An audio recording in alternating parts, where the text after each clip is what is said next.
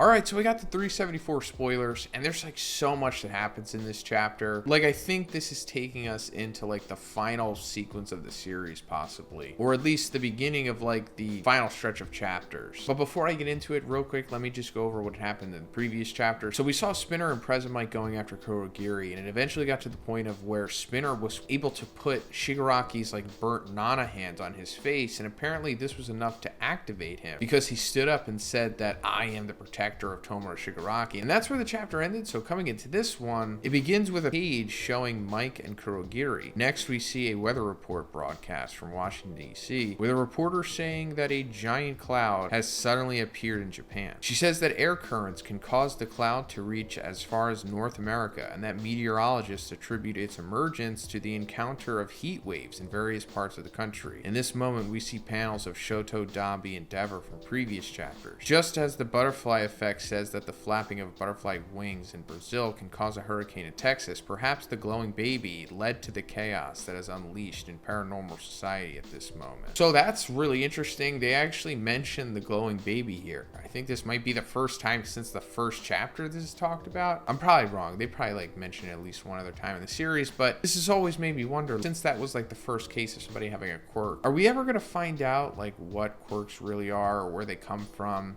And I'm assuming no at this point, unfortunately. She begins to say that the world can be changed by the power of a single person, and that this is why All For One is such a remarkable presence. The broadcast is cut off and focus shifts to Kamino. Shoto wonders how Dabi can still move when everyone else is exhausted. Dabi thinks to himself that Gunga is too far away, and that he wouldn't be able to finish off Shoto and go there afterwards. He then starts flying in the opposite direction, and Shoto realizes that he wants to go where Endeavor is. Okay, so this makes sense, because I think the last time that we were with this group, it was right after Dabi had regained consciousness after being defeated by Shoto and started using like his own flash fire fist. But right after that, Skeptic suddenly just contacted Dabi, like using this thing on a Nomu, and he was like, hey, you want Endeavor? He's trading blows with All For One at Gunga Villa Ruins. So yeah, that brings us to this sequence where he knew, because Skeptic told him. Vernon realizes that his body will not hold out for too long, and Shoto tries to taunt him into giving up and fighting him instead.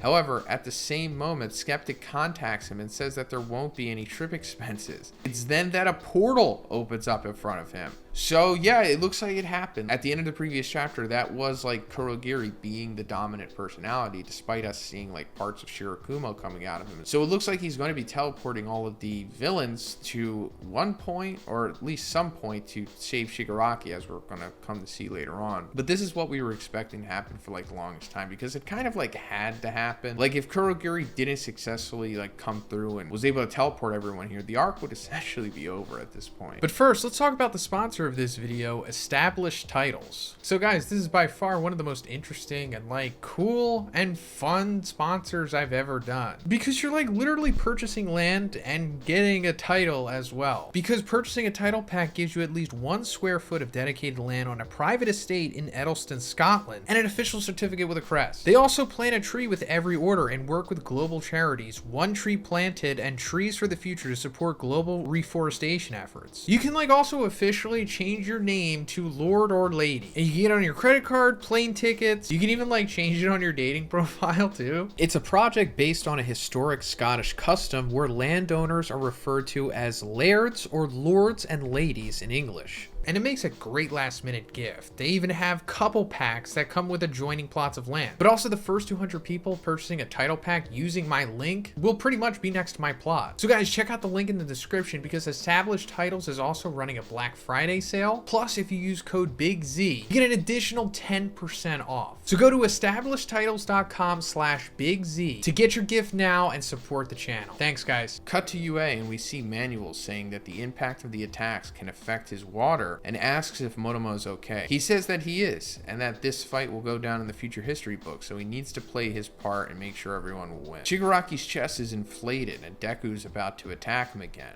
But a portal opens behind Aizawa and the others. Then a speech from All For One begins, with him saying that he always trusts people's feelings and that he knew Spinner would succeed. He says that he installed a micro device in Nana's hand so that Kurogiri would know exactly what to do when he woke up. That's when Dabi arrives, where All For One and Dever Hawks are, saying daddy. And he's not alone. 2 twice clones also come along. A sad man's death has unleashed a girl's wrath, and now this girl has the power to undo that tragedy. He teases Hawk, saying that it's time to see what would have happened if he had not prioritized Twice. Hawk says, "We have to kill him immediately," and the chapter ends. So, whoa, so much happening here. We saw Dabi getting teleported, but now some others have been teleported behind Aizawa and Monoma, the two who are erasing All For One / Shigaraki's quirks right now. So it looks like that's going to be cut off. And I expected like Kurogiri to transport just All For One / Shigaraki out of UA, like the thing that he's trapped in. But bringing them there, I guess, works too. And once he has full access to all of his quirks, then I'm sure he can bust out of there no problem then. But the Twice clones here make sense because we saw before the war had started, Dabi was able to give Toga some of Twice's blood that he just had. And it was basically foreshadowed that the Sad Man's Parade was coming back for sure. Like Chekhov's gun, and it's pretty much come to fruition at this point because, you know, we see these two Twice clones come through the portals as well. And we knew that Toga was going to be able to do this because of her quirk evolution. Not only can she just become a person, but now she can also use their quirk. So yeah, she became Twice, then activated his quirk, but hasn't gone into the Sad Man's Parade yet, I guess. Or maybe she did when she was fighting against Ochako and Tsuyu and all of the other heroes that were there as well. And these are just some remnants, or there's multiple Twices being brought to different locations. Then I also like that they're having like Twice go against Hawks here, you know, the guy who took him out originally because of how much of a threat he was, which is going into the final dialogue here where it's like, you know, we have to kill him immediately because in theory, she could go just as busted as Twice was. Like she can just become Twice, then start using his ability to copy other people and whatnot, or copy Nomus and clone them. So I'd like to see something like that happen too, since we were kind of cheated out of it in the previous war. But also we're getting to see another fight that I think was inevitably going to happen too, especially since Dabi was able to regain his consciousness. It's Endeavor and Shoto taking on Dabi at the same time, which, you know, it's kind of unfair, but I'm assuming that Twice's quirk is going to come into play here as well. Maybe she'll clone Dabi and make a whole bunch of him, and then they all have to take on Shoto and Endeavor possibly. But there's like so many possibilities right now. Like imagine her using Twice's quirk on like Shigaraki, especially if they take out Aizawa and Monoma, then it's just unbelievably game over, more than it was already. So yeah, I don't think it'll get that crazy, but there will be at least some craziness to it for sure. But I suppose it can't get too out of hand because there still has to be somewhat of a realistic chance for the heroes to win it. So it's probably going to ultimately come down to whatever drawback Toga